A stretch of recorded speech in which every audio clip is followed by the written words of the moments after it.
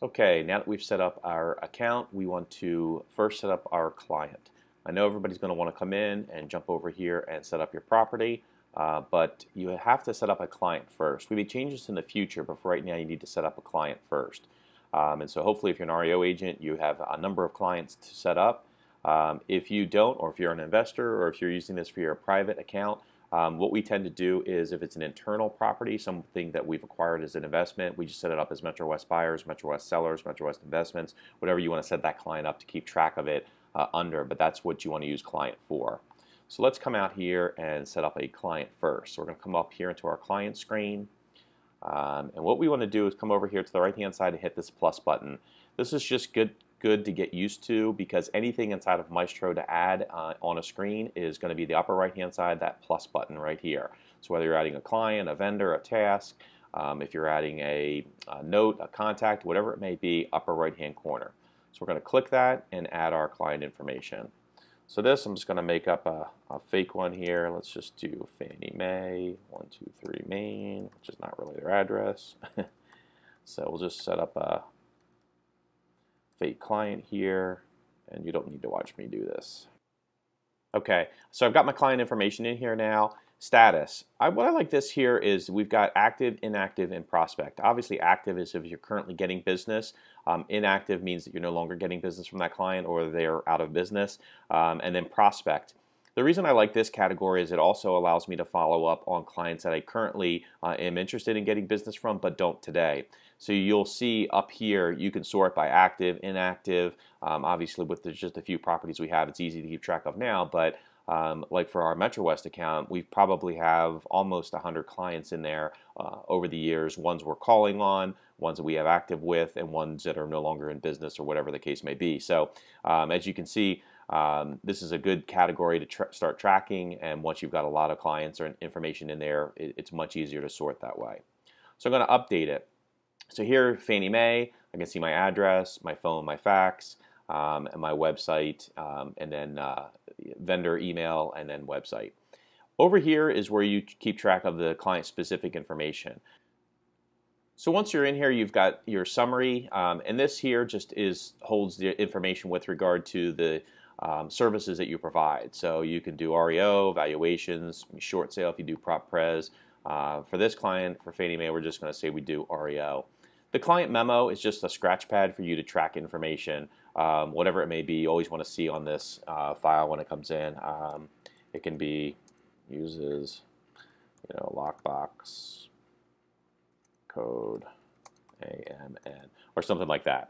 So it's just something for you, again, scratch pad to keep information that you always want to see when you come into it.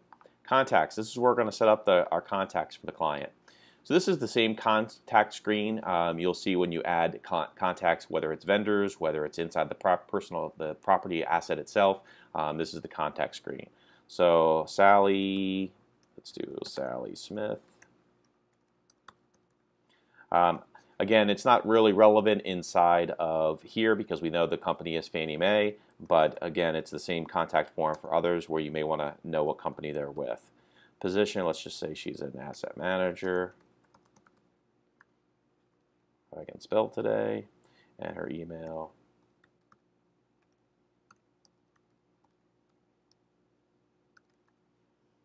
So this is where you add phone numbers, business, cell, fax, other. Let's just do her business. We'll just make it up. And then update. So you can see my contact here, Sally Smith.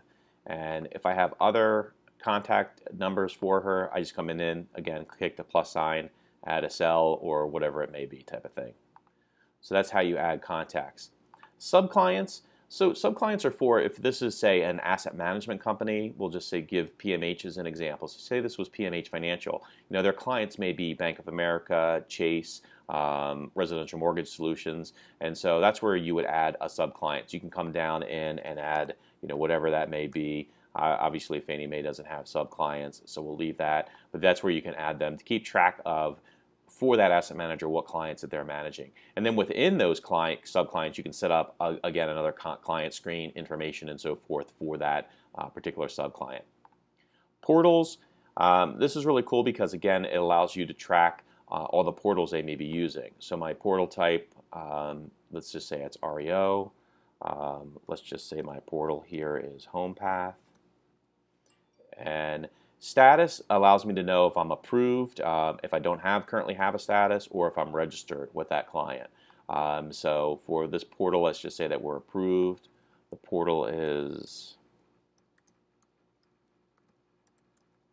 and I'm just going to make up a fake user and fake password, if I could spell.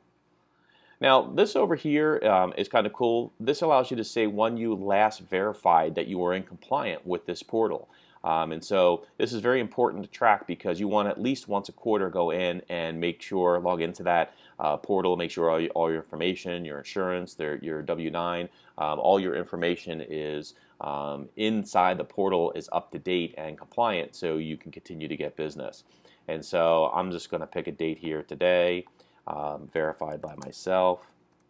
We have one of our coordinators go through and do this once a quarter, and this is where the follow-up date comes in because you can run a quick report to see what you want to follow up. Again, I typically go out 90 days, so 90 days from here is our next follow-up. So when I run that compliance report, I'll be able to see when I need to follow up or when I last followed up with regard to this particular portal for this client.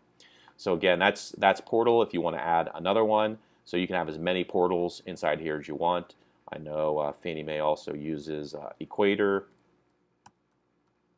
I'm not going to go through filling that all out, but again, you can add as many portals as you want. So again, client, my status is active. Here's my summary information, the services I provide, who all my contacts are, if there's any subs, and then all your portal information. So there is client. We'll be jumping into setting up a property next. There you go. Thank you for watching.